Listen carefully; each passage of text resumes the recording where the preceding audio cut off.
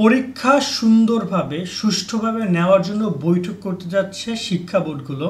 ইতিমধ্যে তারা নোটিশ প্রকাশ করেছে এবং ওই দিন তোমাদের প্রবেশপত্র বিতরণ করা হবে।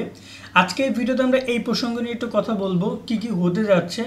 দেখো, বর্তমানে ইতিমধ্যে শিক্ষা মন্ত্রণালয় নোটিশ প্রকাশ করে বলে দিয়েছে যে 25 সালের উচ্চ মাধ্যমিক তোমাদের এসএসসি পরীক্ষা সুষ্ঠু, সুন্দর ও শান্তিপূর্ণ পরিবেশে গ্রহণ করার লক্ষ্যে তারা মতবিনিময় সভা করছে, যেখানে পরীক্ষা কেন্দ্রে দায়িত্বরত যারা রয়েছে, বিশেষ করে কেন্দ্র সচিব এবং বিশেষ করে কেন্দ্র সচিব তারা সেখানে উপস্থিত থাকবে।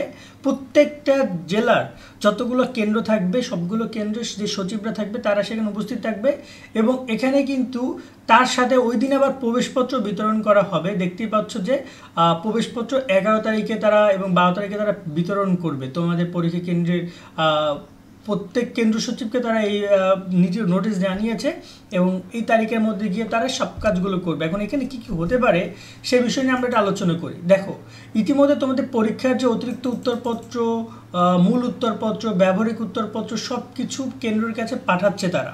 এরা পাঠানো শুরু হবে 13 তারিখ থেকে শুরু হবে, 13, 16, 17, 18, 19 তারিখ।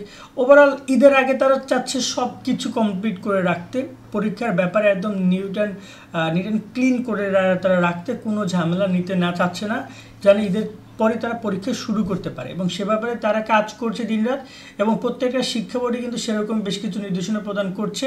এখন এই জায়গাটাতে আলোচনা যেটা হচ্ছে যে পরীক্ষা ব্যবস্থা কেমন হতে পারে সে বিষয় নিয়ে আসলে অবশ্যই শিক্ষা মন্ত্রণালয় বা শিক্ষা বোর্ড থেকে পরীক্ষা কেন্দ্র সচিবদেরকে নির্দেশনা দেবে। কেন্দ্র সচিব সেই নির্দেশনা অনুযায়ী কিন্তু কেন্দ্রে এসে তাদের পরীক্ষা আয়োজন করবে শিক্ষকদের মাধ্যমে এবং সবসময়ের জন্যই বলা হয় সুষ্ঠু পরিবেশে, সুন্দর পরিবেশে পরীক্ষা আয়োজন করার। তেমনটাই আমরা দেখতে পারবো বলে আশা করছি। কোনো প্রকার বিশৃঙ্খলা হবে না এবং এর আগেও হয়নি। তবে বিভিন্ন সময় অপ্রীতিকর বিভিন্ন ঘটনা ঘটে থাকে, সেটার দায়ভার আসলে কেউ আগে থেকেই বর্তায় না বা নিতেও পারে না। কিন্তু এখন কথা হচ্ছে চলতি বছর একটু ভিন্ন আঙ্গিকে পরীক্ষা হতে পারে। তোমরা এর আগেও জেনেছো যে বেশ কিছু সমস্যা তৈরি হয়েছে, অনেকে অনেকটা কনফিউজ। তাদেরকে একটা কথা বলে রাখি খুব সহজ করে, তোমার পড়ালেখা তুমি পড়ে যাবা, তুমি তোমার জায়গায় লিখবা, এই আর কিছুই না। নিয়ম যেটা সেটা, তুমি পরীক্ষা দেওয়ার জন্য তুমি প্রস্তুতি নিবা এবং তুমি তোমার খাতা লিখবা, এইটুকু হচ্ছে একটা সিম্পল নিয়ম। এই নিয়ম অনুসরণ করে পরীক্ষা হবে। তুমি দেখা দেখি করতে পারবা বা তুমি নকল করতে পারবা, এটা তো কোনো কথা না, এটা তো কোনো অপরচুনিটি না। গত কয়েক বছর এরকম যদি সুযোগ সুবিধা পেয়ে থাকো তোমরা, স্কুল থেকে তোমাদেরকে অতিরিক্ত সুযোগ সুবিধা প্রদান করে, সেটা তো মানে বলা যায় যে এক প্রকার অন্যায় ছিল। এখন তোমরা সেই সুবিধা পাচ্ছ না জন্য কি তোমরা কি পরীক্ষা ব্যবস্থাকে দোষারোপ করছো, কড়াকড়ি করছো? এমন কিছুই না, নিয়ম অনুযায়ী পরীক্ষা হবে। এতে করে যারা ভালো স্টুডেন্ট তারা অনেক খুশি যে হ্যাঁ, আমি কাউকে দেখাবো না, আমি কারোটা দেখবো না, আমি আমার নিজের মতো করে লিখবো, আমি কোনো নকলও করবো না, আমি কোনো প্রকার অসৎ উপায় অবলম্বন করবো না, আমি আমার নিজের মতো করে পড়ালেখা করে নিজের যতটুকু পারি আমার যোগ্যতা অনুযায়ী আমি লিখবো।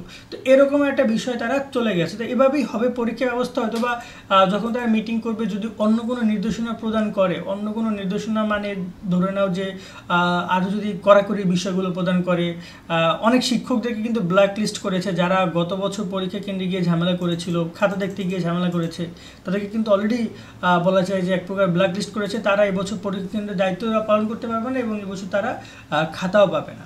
সো এই বিষয়গুলো রয়েছে। তোমাদেরকে বলবো যে তোমরা তোমাদের জায়গা থেকে পরীক্ষার জন্য প্রস্তুতি গ্রহণ করো, তোমাদের কোনো সমস্যা হবে না।